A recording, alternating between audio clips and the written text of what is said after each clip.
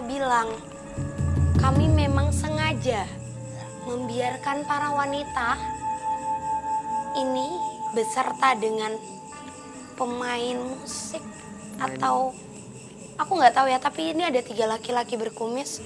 Udah disiapkan tempat, maaf, tapi dengan cara dikubur hidup-hidup. Betul. Emang mereka menarikan secara luwes. Pas saya tunggu sini CCTV. Pelan-pelan. Kananda ngeliat apa? Kananda pelan-pelan Kak. Kananda.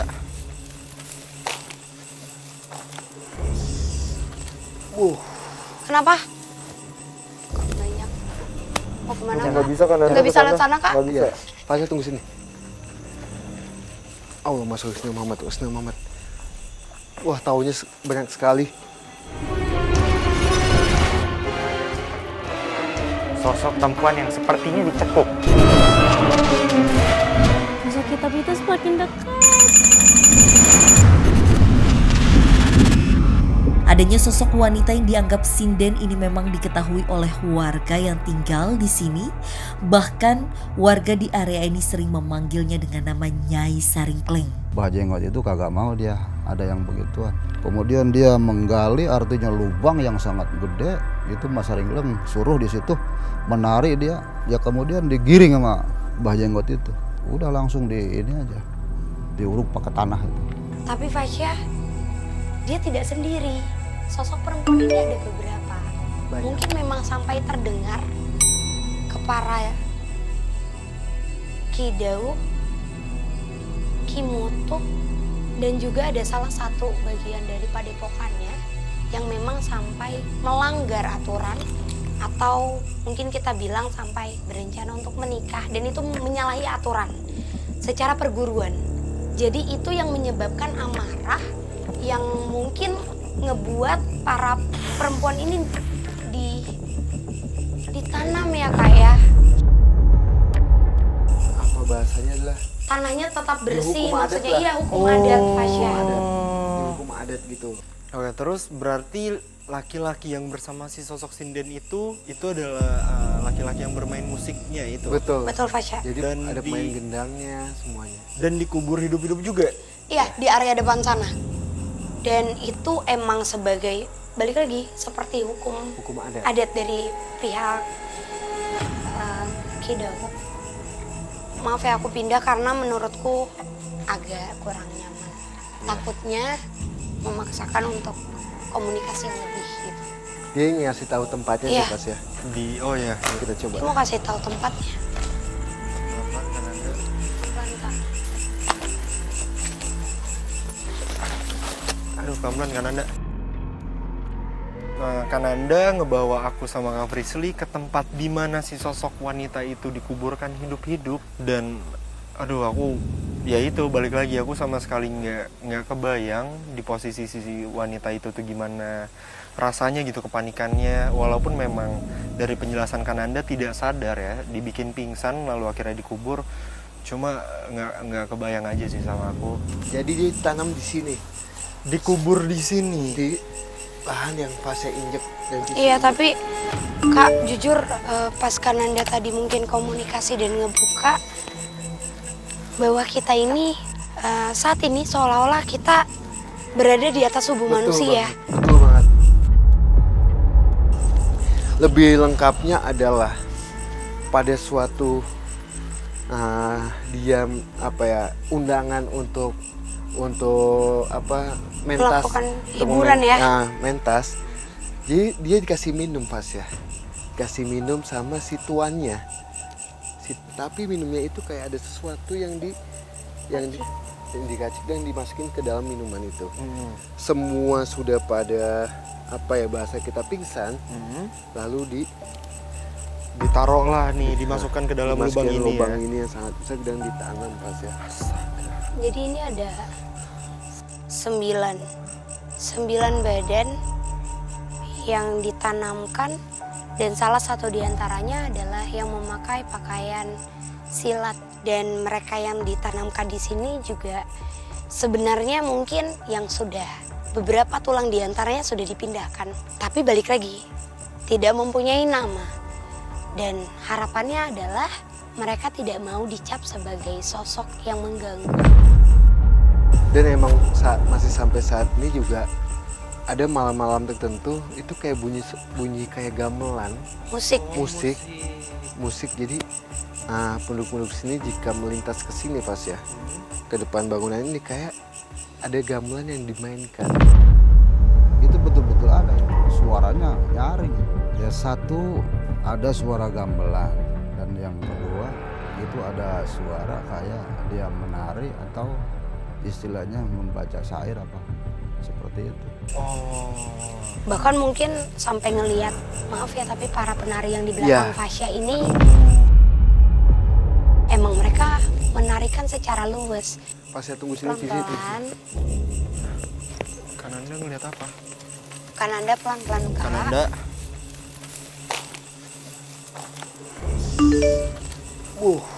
Kenapa? Baunya sangat amis sekali. Kita perlu ke sana? Ayo kita coba untuk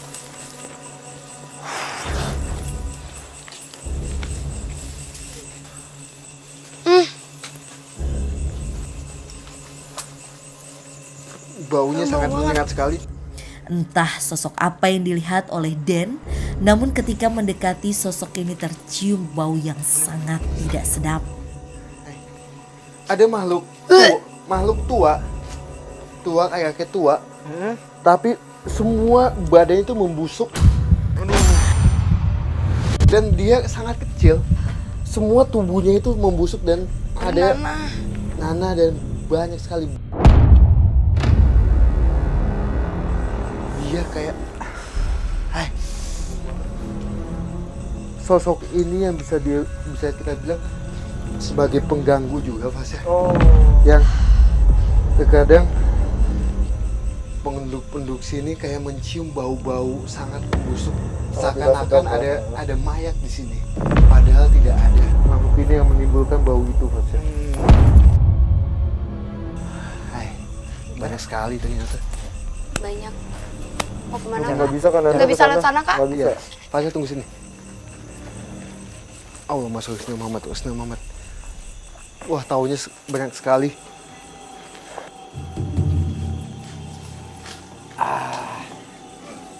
Wah, udah nggak bau loh di sini. Padahal ini sampingan loh ruangannya. Sampingan. Tapi sih nggak bau ya. Iya, di sini nggak bau. Betul. Itu aneh banget. Kenapa nggak bau? Di sini ada sosok wanita dengan dia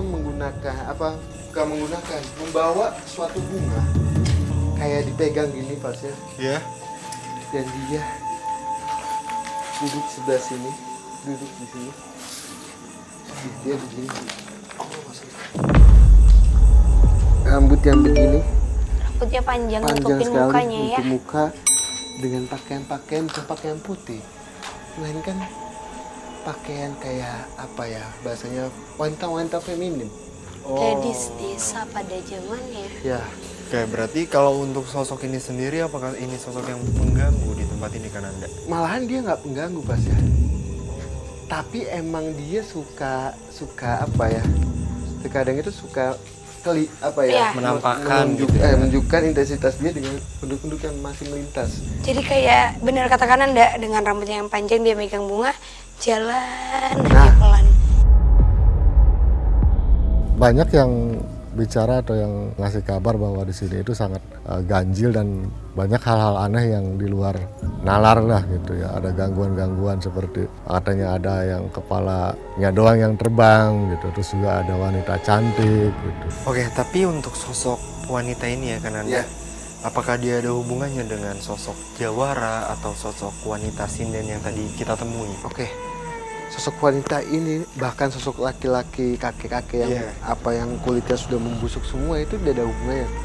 Tapi dia datang ke sini pada saat bangunan ini sudah kosong pas ya. Nah, dan suka mengganggu penduduk-penduduk yang ada di sini. Jadi penduduk di sini itu kalau sudah di jam 5 atau jam 6 ke atas sudah nggak ada yang mau melintas di sini pas ya. Terus kalau Kananda bilang sosok ini dan sosok kakek-kakek yang tadi itu baru di sini setelah tempat ini kosong, dulunya itu mereka berasal dari mana? Ada di sebelah sana pas ya, yang di pusat yang sebelah sana itu. Jadi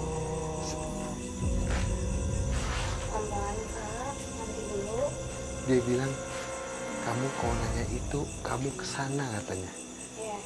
Di sana kamu akan banyak menemukan soal jawaban soal bangunan ini ataupun di wilayah ini.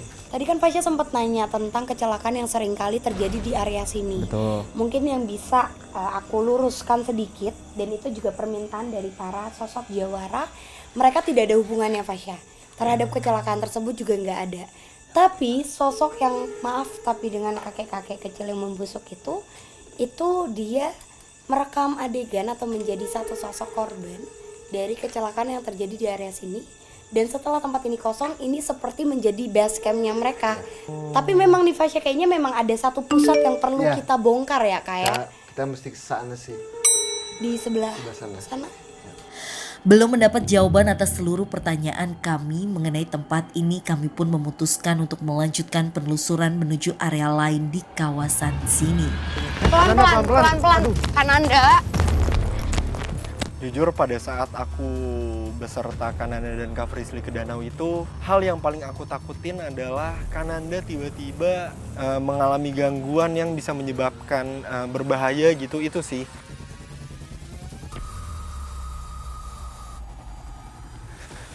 Assalamualaikum.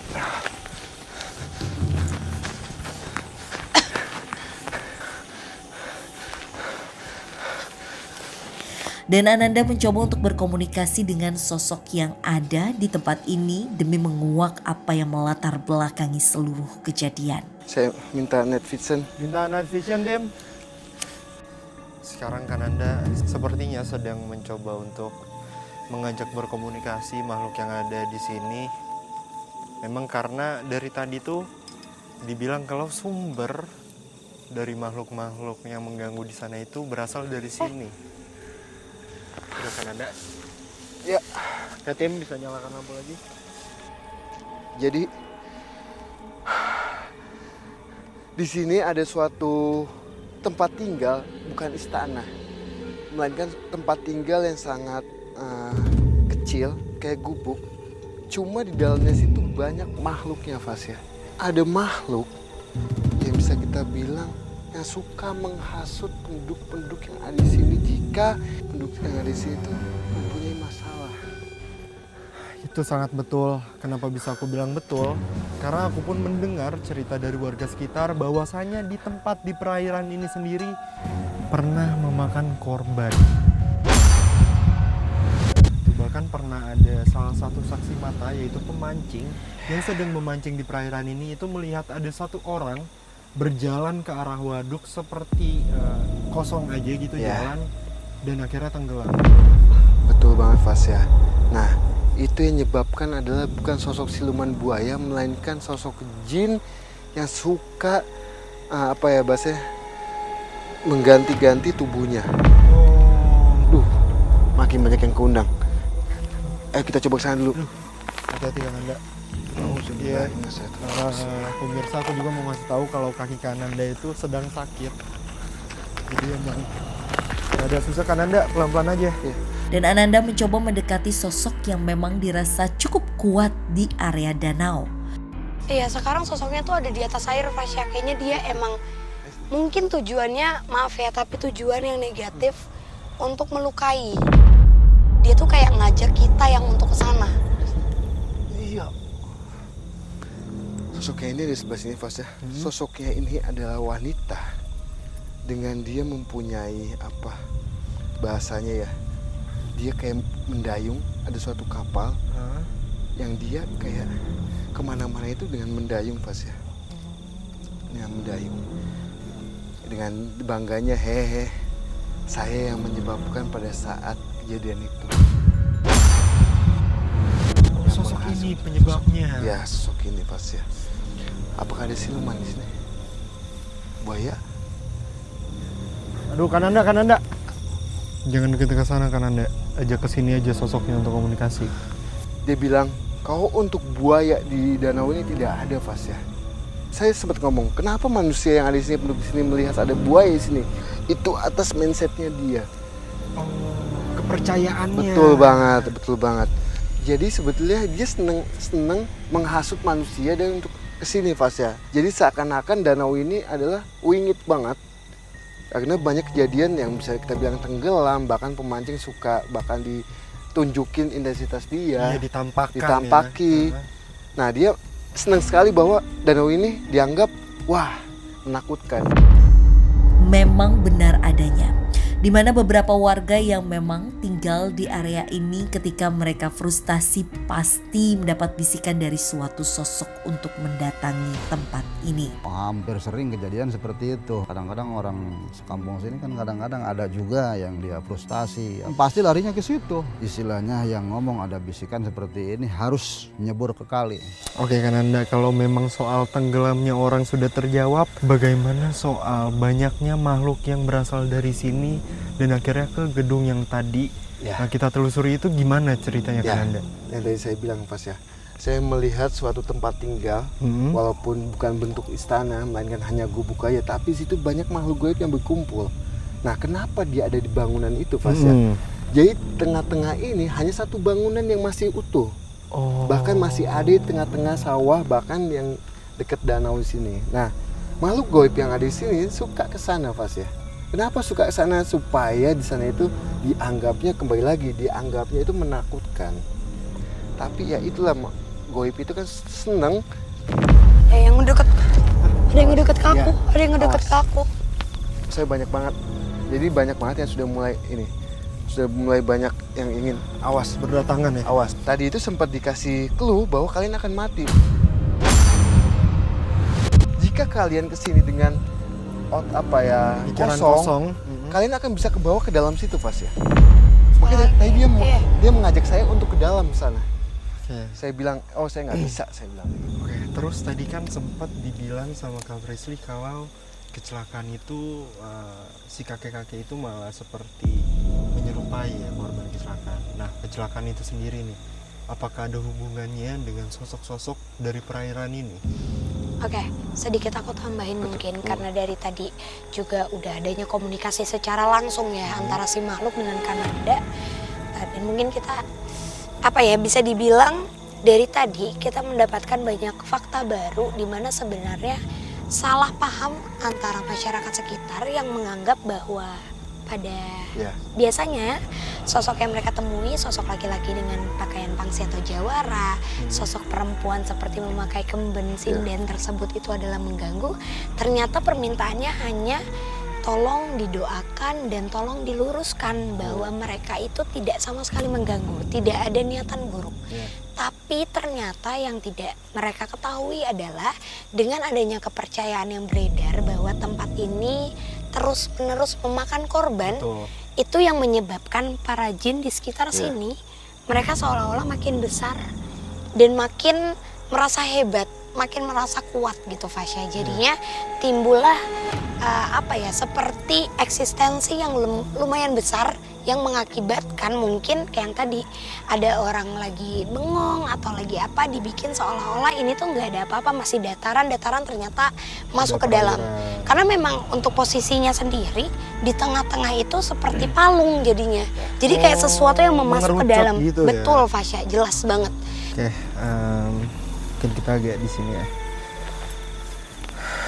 Oke, berarti memang Kak Frisly, Kananda, aku pun sudah mendapatkan kesimpulan dari penelusuran malam hari ini bahwasanya memang benar banyak sekali gangguan di tempat ini.